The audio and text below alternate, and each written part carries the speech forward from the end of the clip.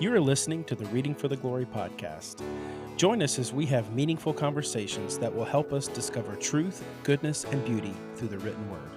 For more information and additional resources, please visit readingfortheglory.com.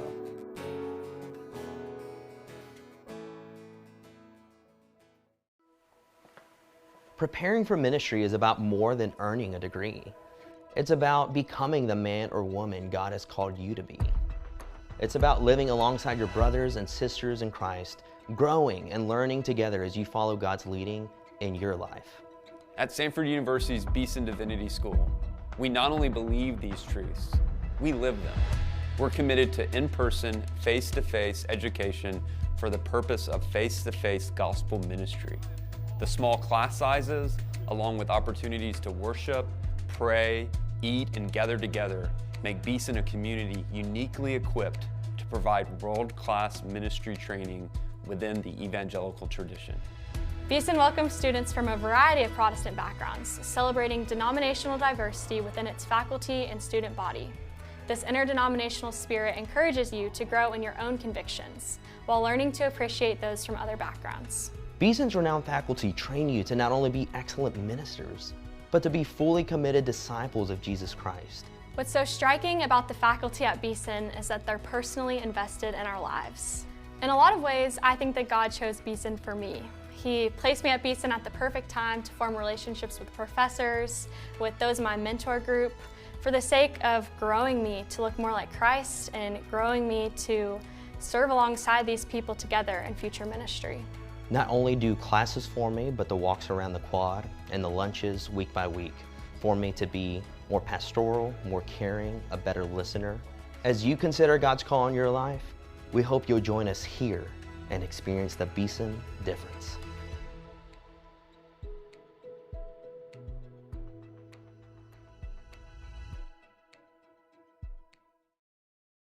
Welcome back to the Reading for the Glory podcast. I'm your host, Zach Kendrick. I serve as the executive director here at Reading for the Glory. Today we have a great conversation coming your way. I am excited to be joined by my good friend, Father Mike Chitwood.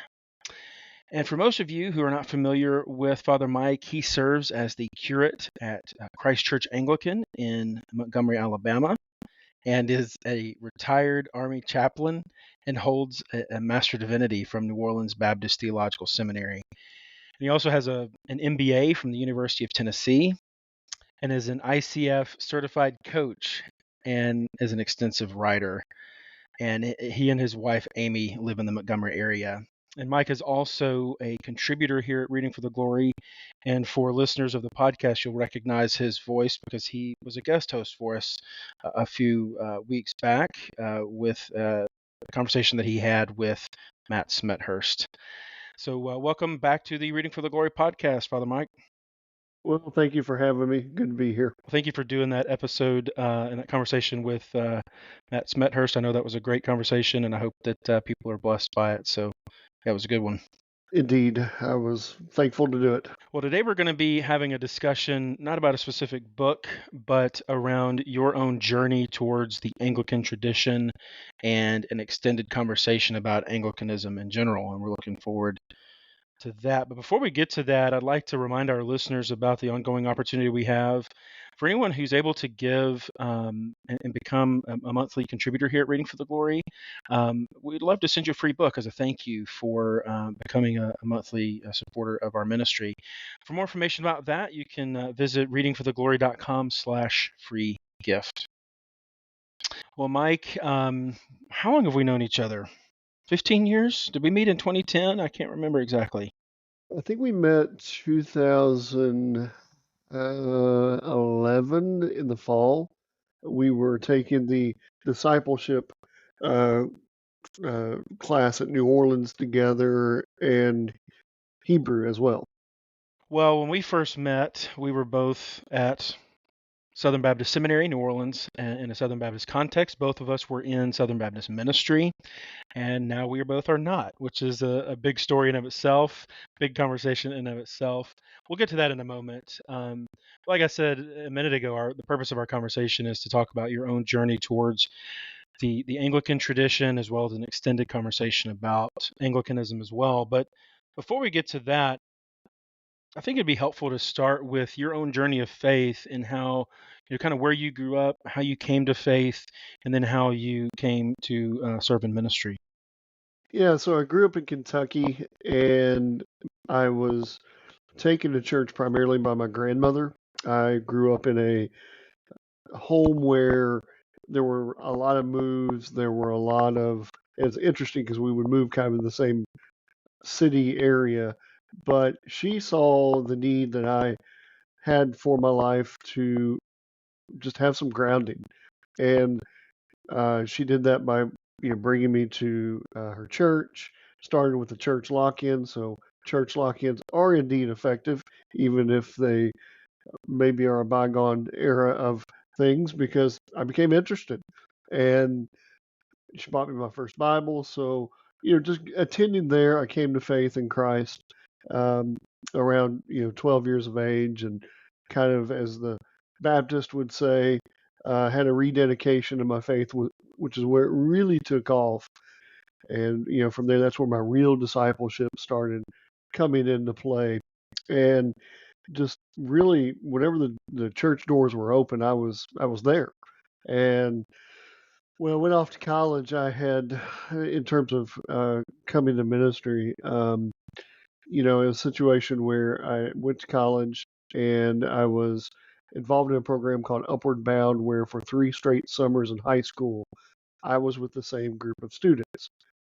Therefore, we took our first 2 college classes together in the third summer. So I knew them and I knew their faith. I knew where they were at in terms of what they were raised in, theologically and those sort of things. And we were actually reading a Newsweek article on a topic of faith. And without getting into the exact nature of the article, I saw people that I knew, my fellow classmates, denying their faith because they would prefer to go with, just more of a cultural definition of living their life. It grieved me. I'm like, Lord, what do you want me to do? And in that moment, the Lord said, I want you to go into ministry. And I struggled with that for a year. And finally, in 1999, in my first mission trip, I was doing a 10-week mission trip in Monticello, Arkansas, at the Arkansas Baptist Children's Home. And, just it wasn't what I thought it was going to be initially. It was great, long term. But I remember going to the book of Jonah, and I'd read Jonah probably more than any book in the Bible at that point, due to just some discipleship nature related opportunities. And I never will forget, even though I'd read it so many times, the Lord used the book of Jonah to speak to me in a way that I never had really noticed. And, Jonah 1, he says, go to Nineveh and cry against the great city. And what does he do? He goes to Tarshish and he runs. He goes in the opposite direction. And I had over spiritualized my call to where the Lord was telling me, listen, you need to, quit. You're using the over spiritualization to run from this call. It's time to submit, and it's time to move forward in faith. And from there, ministry began, more mission trips in college, internships in churches, and then eventual seminary and things like that in the years to follow. Yeah, that's great. You're talking about your journey of faith and how the Lord not just brought you to salvation, but led you into ministry. And I think your story is kind of typical to many who, when they feel called to ministry, they run the other way, at least maybe briefly. From there, you were serving in ministry in a Baptist context as a Baptist pastor. And when I met you, you were in Montgomery. You're still in Montgomery. Not only were you serving in ministry, but you were also serving as a chaplain. Can you talk a little bit about that and how, because in that same process, I know you started your journey towards Anglicanism. And so just to kind of get into that level of the conversation, share with us a little bit about your experience as a chaplain, and then also your journey towards the Anglican tradition. Yeah, so chaplaincy is a huge ministry opportunity. Some people will look at it as it not being ministry for different reasons, but great pastoral ministry opportunities.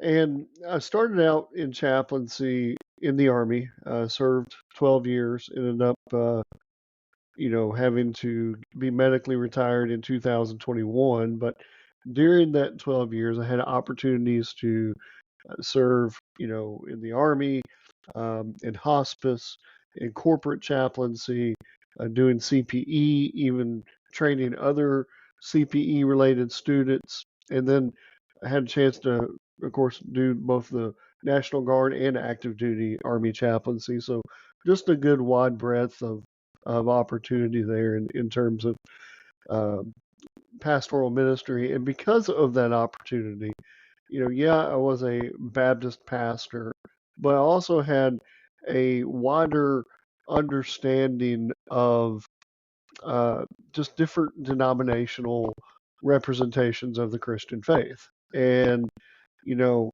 the because of that, because as an army chaplain, we are not called to deny our faith, but we are called to perform or provide, which is, if I can't perform a religious practice for you, whether you're a Christian or not, it's my duty to find somebody else who can. So we try to find those areas where we have commonality, but we also try to find those areas where, yes, we're different, but the different is an opportunity to serve soldiers. And so you get exposed to different, again, representations of the Christian faith.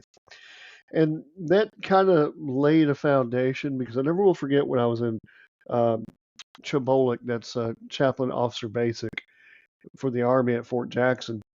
One of the things we had to do for our training is we had to attend, I think it was about 12 different services, to understand different representations of faith and even religion.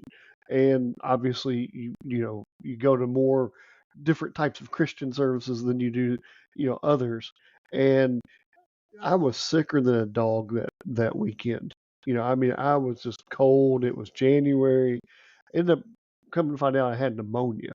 And that was back in the day, long before COVID, where, oh, you got pneumonia? Yep, you're still coming to class. You're still going to chapel. You just got to push through it. But I went to the Anglican service, and I felt more compassion from the Anglican priest than I did, anywhere else there at Fort Jackson, even though I was in the chaplain school. And that's not a knock on anybody in the chaplaincy per se. It's just that's what happened in the positive at that moment. And I didn't even put two and two together until recently, in recent years even. But I believe that was the Lord kind of laying the foundation for the eventual move to Anglicanism. And that really began in 2014. And you mentioned that I was a Baptist pastor in the Montgomery area, two different churches. And I was in some very difficult church assignments. And, I want to be very careful to say that, I made my errors and mistakes as well. Okay. It wasn't just these difficult church assignments that were to blame. However, when you look at the landscape of both churches, they had a history of separating from their pastors, whether it be actual firings or people leaving under difficult circumstances. I'm talking consecutive, and it was 5, 6, um, straight difficult separations, in both churches. So when I left the second church, just basically, uh, just for the betterment of my marriage, not that we were looking at divorce or anything like that, but it was just such a strain, it was not worth it anymore, and that's how I had to manage my own household, as Scripture alludes. But when I left, they had the 5 to 6 consecutive forced terminations or separations, but I was the common denominator on between the two churches. So I had to start looking at myself. I had to start looking, within, and did I just choose bad churches? Is there something deeper than that? Is it a mismatch of belief? And one of the threads that I initially started pulling away at was ecclesiology, and we'll get into that maybe in a minute. But, it's a situation where at that point, in 2014, it began an evaluative process for me to, you know, work on improving myself, which meant I had to look at everything, including the church that I was attending. Yeah, and I think I think that's very good approach that you took to do some self introspection and kind of figure out what was going on, and maybe how were you uh, responsible for what was going on in those churches in your own life as well. So from that point, what then attracted you towards the Anglican tradition, and how did that kind of come about? So in a previous episode, we had a conversation with now Doctor, now Bishop Paige Brooks, and I know that had a part to play in it because he was one of our professors at New Orleans Seminary. So how did that come into play, and how did you, and what attracted you to the Anglican tradition, and how did you start moving in that direction? Yeah, well, before we even get to that, I do want to just also kind of give a little bit of a bridge to that. Understand that the journey from when I left my last Baptist pastorate to uh, Anglicanism, becoming confirmed as an Anglican was an 8-year process. No, it does not take 8 years to be confirmed in the Anglican Church. Instead, it was just a very deliberate, slow process on my part and no, I was not running to Tarshish this time away from Nineveh. In fact, the exact opposite. I didn't want to move uh, to another church denomination multiple times. We've seen that in church history where people have kind of denominational hopped, and as a result, they end up coming up with some new theology no one's ever heard of, and they just didn't have a good dispensation. So you know I didn't want to be an individual that was just hopping around, and maybe I needed to stay with the Southern Baptist Church, which is why I stayed with them for 8 years. I believe that you don't run from something, you run to something. And it just took a while for me to, if really for the Lord just to reveal Anglicanism to me. And I think some of that was intentional because the Lord wanted me to work on some personal things before I made even the denominational or theological jump, as it were. And in the meantime, I served in hospice. In the meantime, I served on active duty Army. But around 2018, first of the year, I did reach out to uh, Paige Brooks. I'd got word through a mutual acquaintance that he had made that jump, which had kind of shocked me because I didn't know that at the time. So I was like, hey, I'm serving now with some active duty Anglican chaplains. Tell me more about, your journey and path. And it really began um, not just the confirmation process, but also, formal confirmation process didn't happen until 2022. But, it began that process informally, as I'm doing my own research, but also um, eventual discipleship to where I'm, now an ordained Anglican clergy. So what most attracted you to the Anglican tradition in that process? Was it just merely ecclesiology? Were there some theological things that were going on? What attracted you most to the tradition? It was multiple things. And first of all, the biggest idea of going this direction wasn't mine, it was my wife's. Going back to a previous conversation about saving our marriage, she revealed to me when we were on active duty and we were no longer living in Montgomery, we had the spiritual, emotional, and physical distance for her to be able to reflect and say this. Uh, she was tired of seeing churches uh, hurt me as a pastor. Again, I made my mistakes, but she was tired of seeing it just through her lens that the only way she knew to stop seeing me be hurt was to leave me. So I mentioned that, and that was wow. I mean, people may say, well, that doesn't make any logical sense because that just going to hurt you further. Well, when we're, dealing with emotions, emotions sometimes don't make logical sense, and that's where emotional intelligence comes into play, and that's okay, but fortunately, we didn't have to even get to that point. So, you know, she was the one that was more persistent in that than I was initially.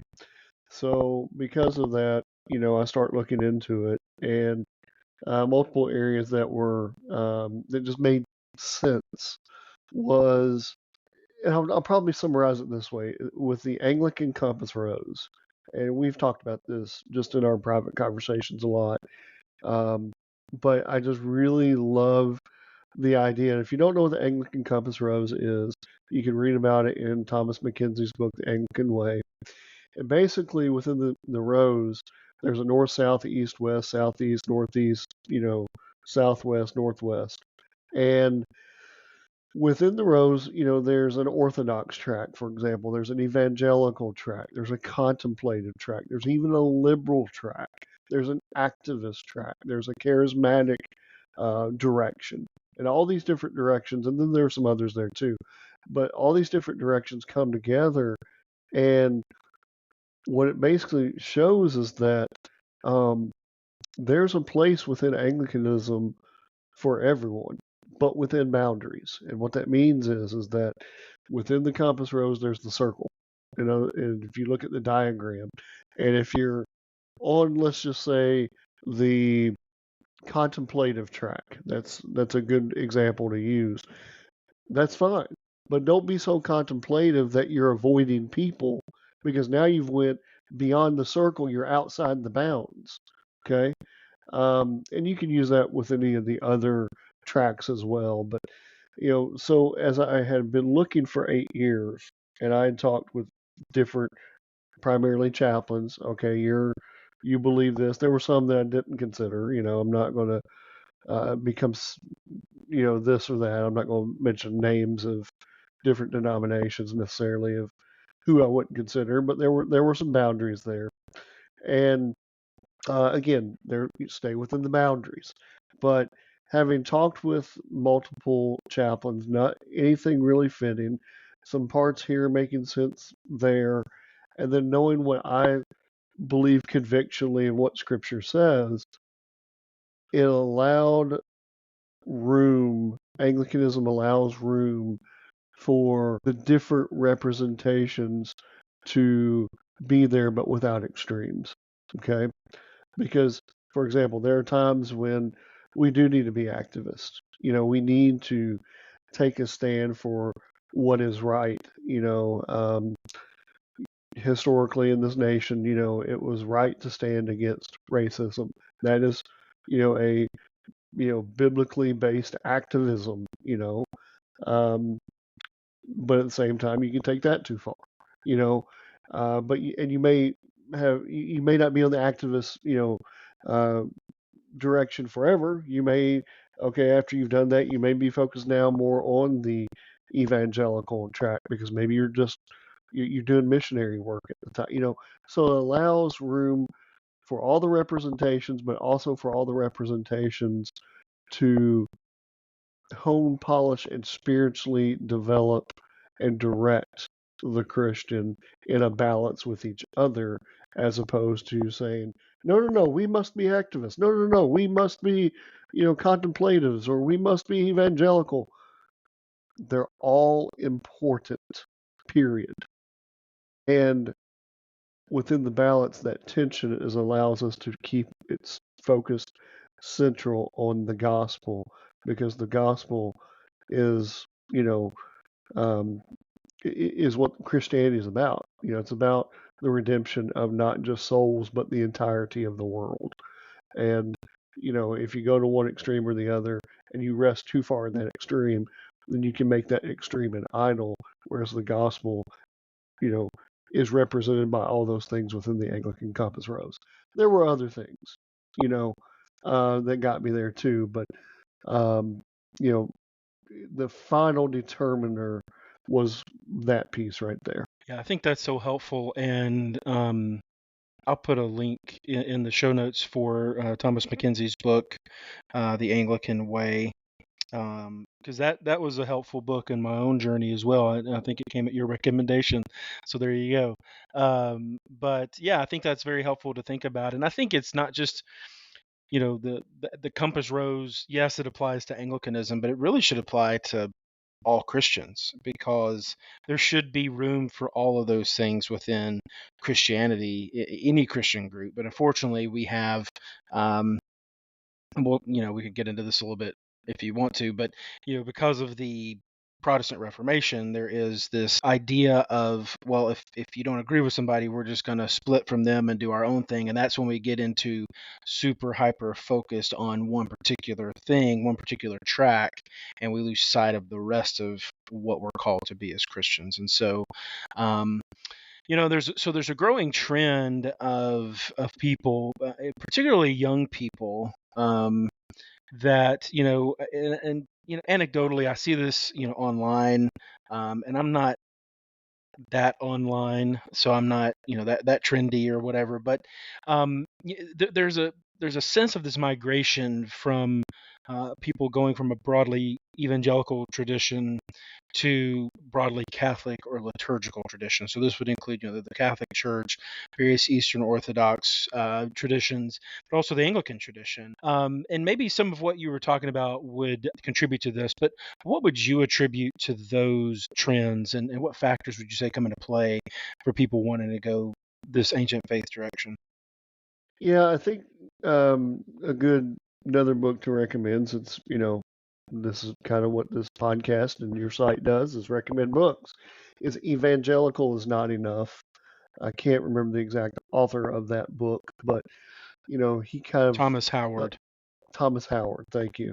But he alludes to really what I think, and I'm going to speak really more from my experience, which have there are carryovers and additional things that Howard talks about in his book. But you get being able to connect back to the historical Christian representation of the faith, especially going back to early Christianity. I spent time studying Christian apologetics beyond my MDiv, did some work at Biola, and one of the things that is a classical technique of apologetics is simply that the closer you can get to your original source, the more truthful something is and the better argument you have. It's the whole eyewitness testimony, whether you're using it apologetically or legally.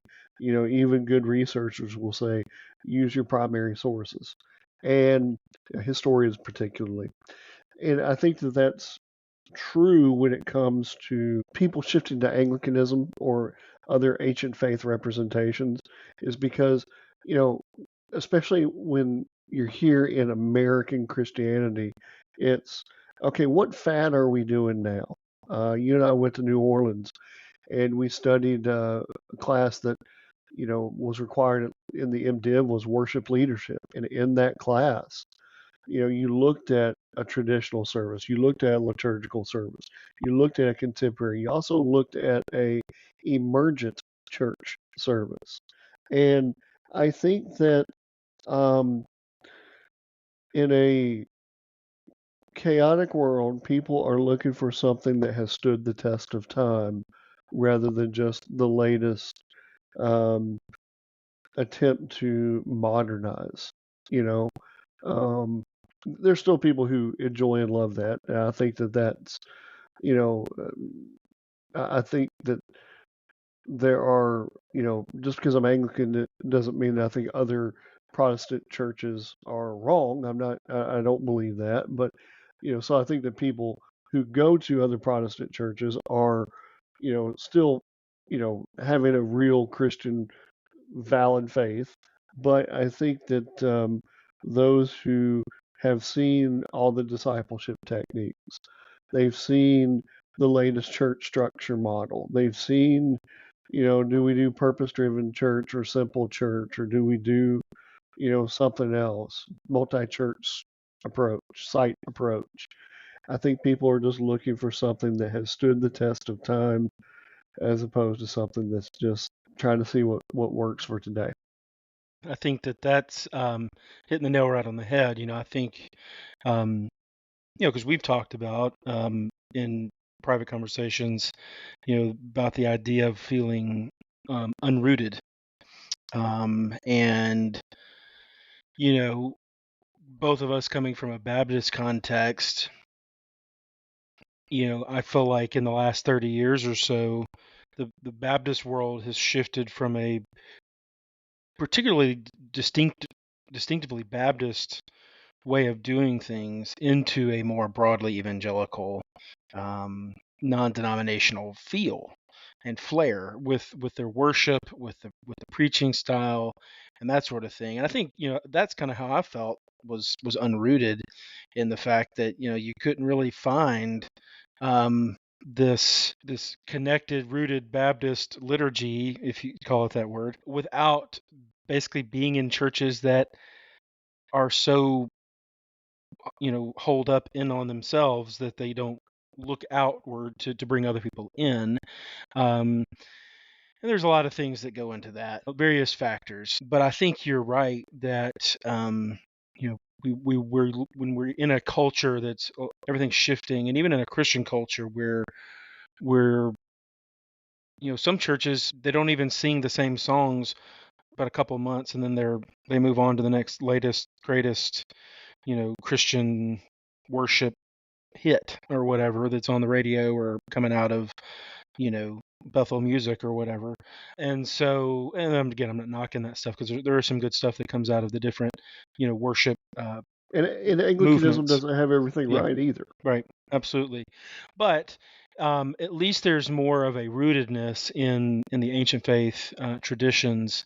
And so, yeah, I think that, we just kind of go back a little bit further in church history rather than to our own understanding of it in the Baptist tradition. Go back to a more what we call ancient faith or broadly Catholic tradition. So, yeah, I think that's a good way to look at it.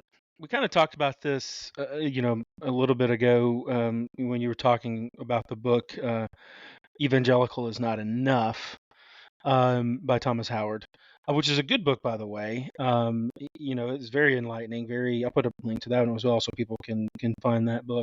Very helpful in thinking about if someone's on this journey towards either Anglicanism or the Catholic faith or whatever.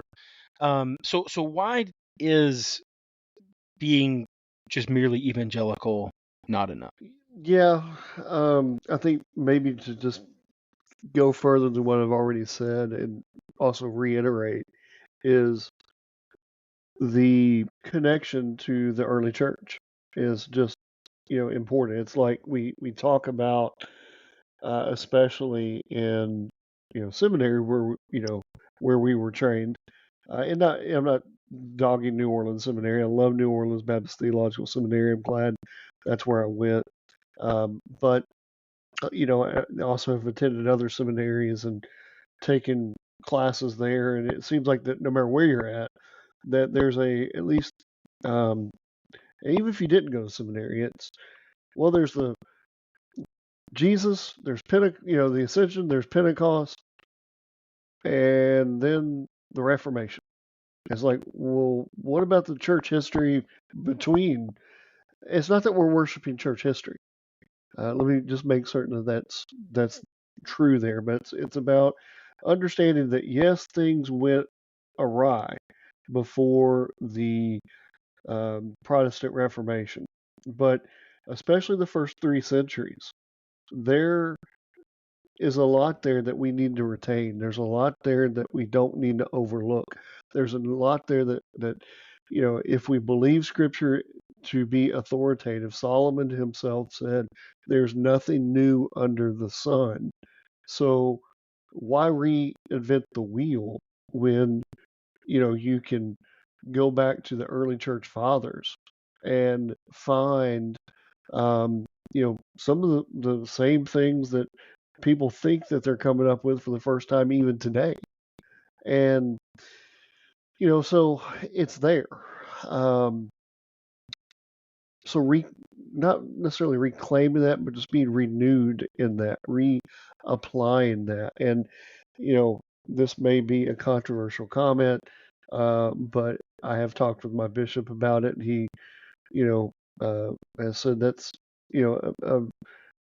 an interesting, decent description, a fair description is that, but you won't ever know for sure. But for example, when we look at the Protestant Reformation, and all the denominations that came out of that, you get to America, and then all the denominations that came out into, American church that did not exist over in Europe. But when you look at what Luther did, the Protestant Reformation, his goal was not to start a new church. His goal was to reform the Catholic Church away from its abuses and some of the medieval practices that, were not godly. Just call a spade a spade. But Rome said no. And as a result, the Protestant Reformation, the protest, that's what Protestant means, started additional churches. Well, the statement or the summary that, again, I can't read Luther's mind, but that but the summary that I kind of, or analysis, I think is a better word, that I have talked with my bishop about is that in some ways, not always, but in some ways, the English Reformation was kind of a image of what Luther had in mind, for the Protestant Reformation, because what happened in the English Reformation, and by the way, yes, it was started with King Henry because he wanted to get a divorce, but you have to have a movement already in existence for that to be able to be seized upon too. Yes, he was king and could just decide, but there was a movement that was already in existence, which he was able to then politically seize the opportunity on. So when that English Reformation began, they kept as much as they could with the Roman Catholic Church, except for the things that they did not believe should be carried over. And in doing so, what does that then sound like? It sounds like, again, I can't read Luther's mind, but it sounds like that kind of looks like maybe what he was really after to begin with. So why is evangelical not enough? Again, it's a long answer, I apologize. But it's not enough because there is an intention and a representation that when we go back to the first 3 centuries of the Christian church, we are able to be reminded of that, to be able to worship not just in a local context, but in a universal context with all believers worldwide and throughout time. I think that's a great analysis, and that's why the Anglican tradition is also seen as a Reformed Catholic tradition, because it doesn't throw all of the baby out with the bathwater, so to Right, speak. Or the baptistry water. Yeah. That's right. But yeah, I think that's a helpful way to look at it. Yes, Anglicanism did officially break from the Roman Catholic Church, but it did maintain a lot of its, number one, the hierarchy of the church through the apostolic succession and the threefold office of bishop, priest, and deacon. Kept a lot of the liturgy, although it did revamp that through the Book of Common Prayer. And we had a great conversation with Dr. Drew Keene earlier this year on the podcast, talking about those things that were kept in the Book of Common Prayer from, Catholic worship and stuff that they brought in from more the ancient faith from the earlier centuries and that sort of thing. So that's helpful as well. But yeah, it kept in a lot of the the sacramental theology and all of that. So I think it really is helpful to see Anglicanism as a Reformed Catholic tradition, and not necessarily a wholly new thing in and of itself. Yeah. So, although I think, in some ways, like we've talked about, there's some in the Anglican tradition that might push the boundaries on Anglo-Catholic, where it pushes that Catholic side. Maybe some that push it on the Orthodox side. Some even in America, because of church planting and trying to get people to come to the church, lean more evangelical. And then there are some Anglican churches that are more liberal, and so and you've got that as well. So there's a lot of compass rose boundary skirting and boundary stepping over those bounds within various forms of Anglicanism. But yeah, I think in general it's helpful to look at it as a Reformed Catholic tradition. So yeah.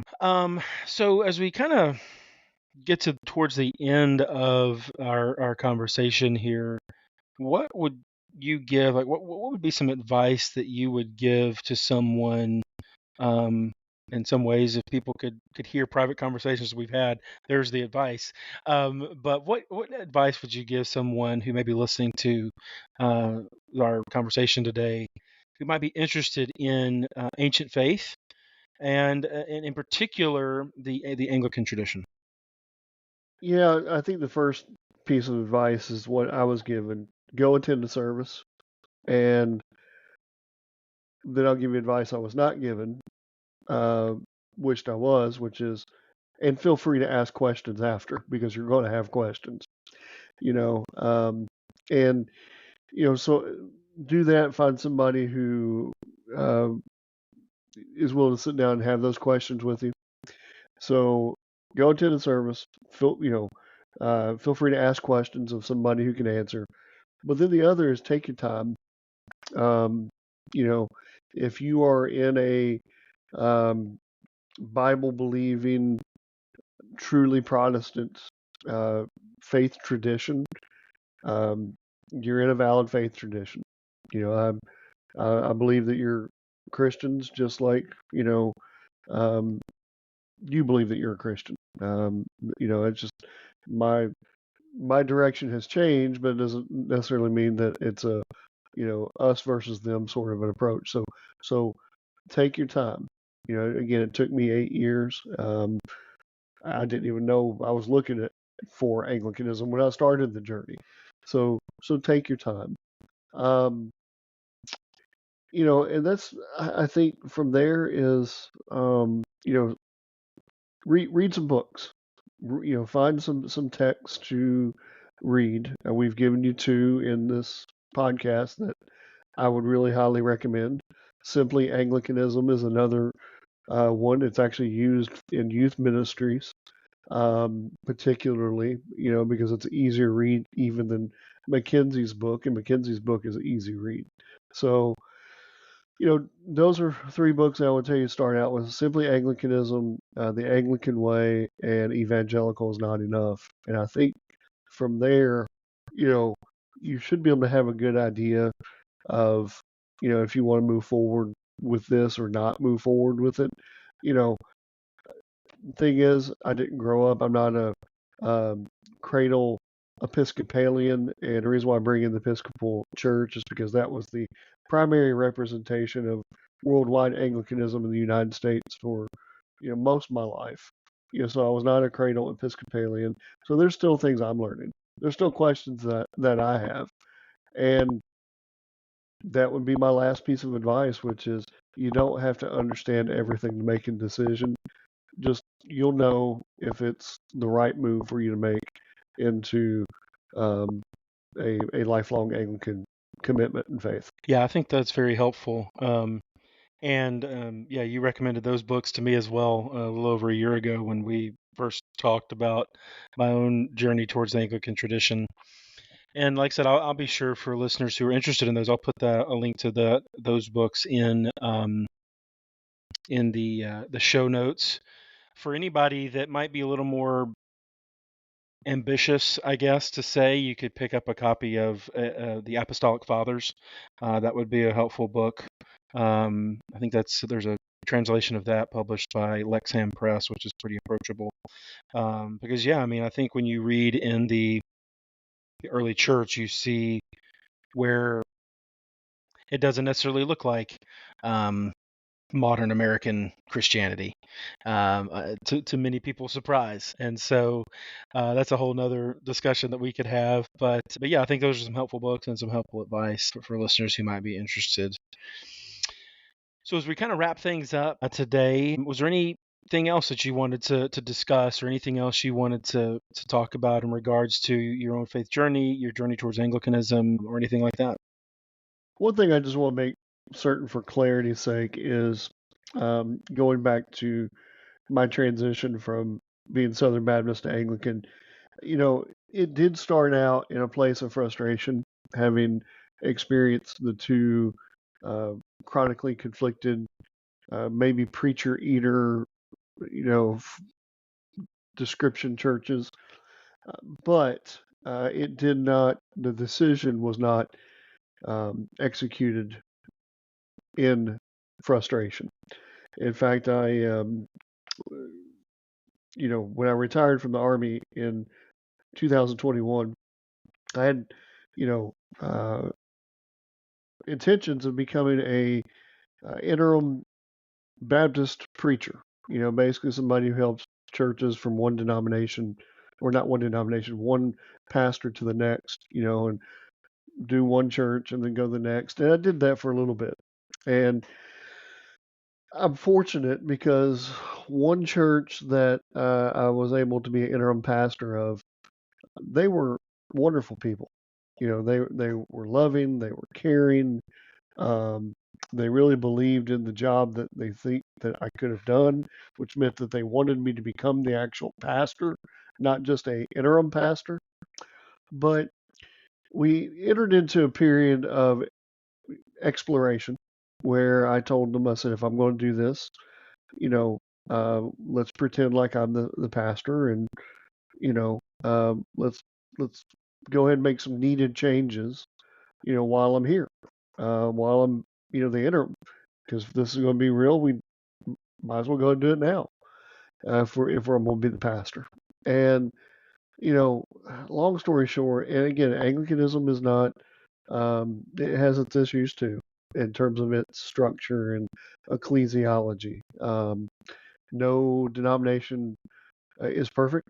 And I would say if you find a perfect denomination or church, join it, because as soon as you join it, it's now not perfect, because we're all sinners in need of God's grace, which is why the Lord sent his son, Jesus Christ, to die for our sins, and then we are alive with him in Christ because he is risen.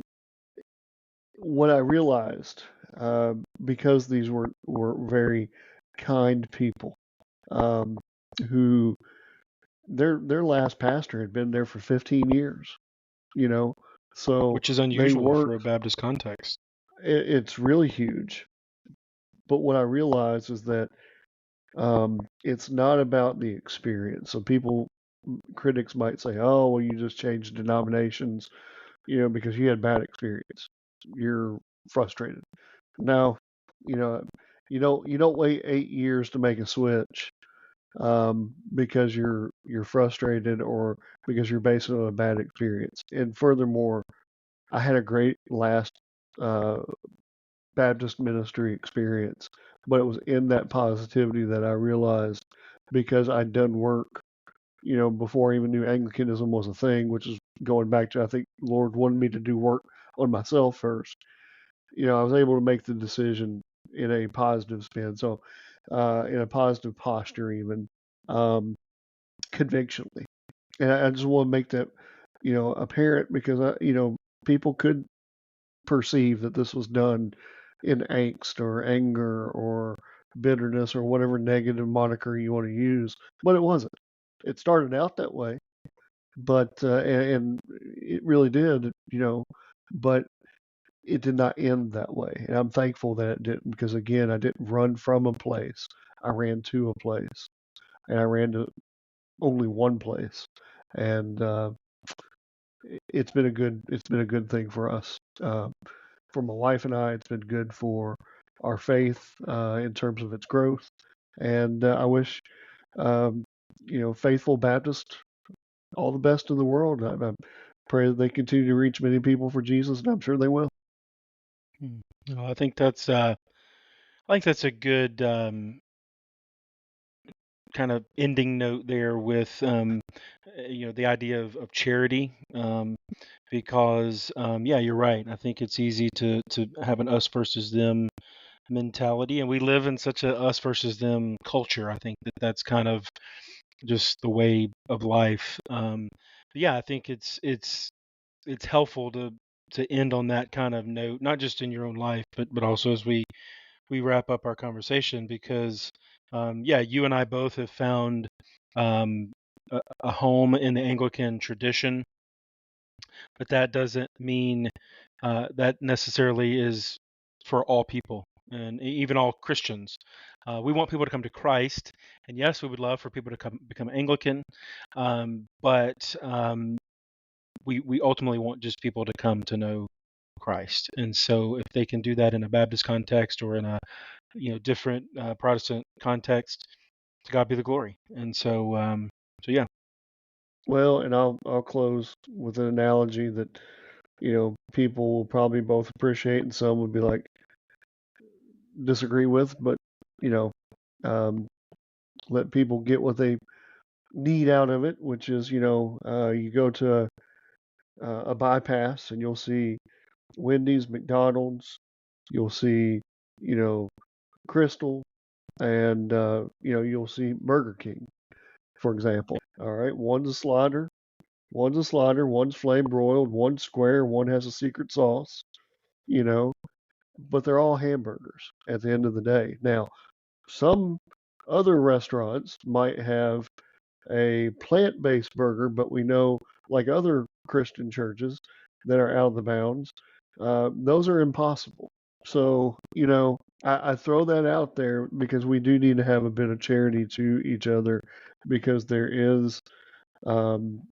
it takes a lot of arrogance, in my opinion, for somebody to say that we have it all figured out and you are wrong.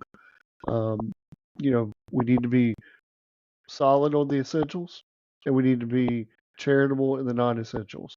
And I'm not going to get into what those essentials, non-essentials are, because even then people will debate. But in the general spirit of things, that's what I think we need to do, because there are different representations of many things in life. Um, just the main thing is that we live a convictional life in Christ, and don't be like Chick-fil-A and their French fries and waffle. Well, thanks again, Father Mike, for joining me today on the Reading for the Glory podcast to talk about your journey. And I know I sure had a good time, and I hope other people enjoyed as well. Thanks for being on today. Yeah, thank you for having me, and we'll have to do it again maybe in the future on another topic.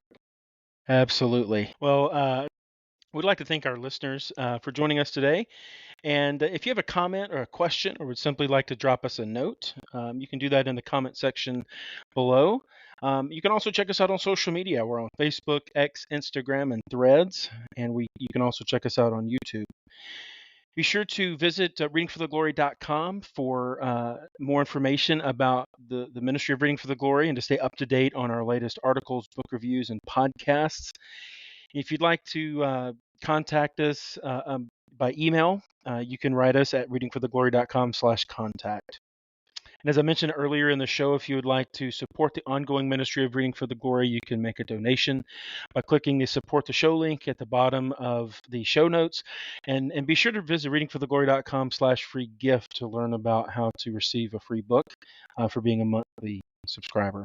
Also, be sure to subscribe wherever you're listening to this podcast and leave us a review. That would be very helpful for us. And we look forward to having you join us again next time on the Reading for the Glory podcast as we discover truth, goodness, and beauty through the written word.